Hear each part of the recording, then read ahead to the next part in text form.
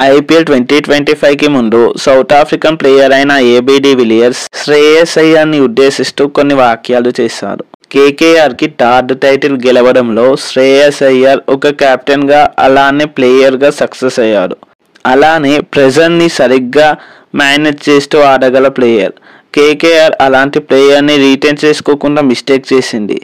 అలానే పంజాబ్ కోచ్ అయిన Ricky Poynting ఒక తెలివైన వ్యక్తి, టైటిల్ ఎలా గెలవాలో తెలిసిన వ్యక్తి. సో పాయింటింగ్ ఆధ్వర్యంలో శ్రేయస్ అయ్యర్ మరింత రాణించగలరు.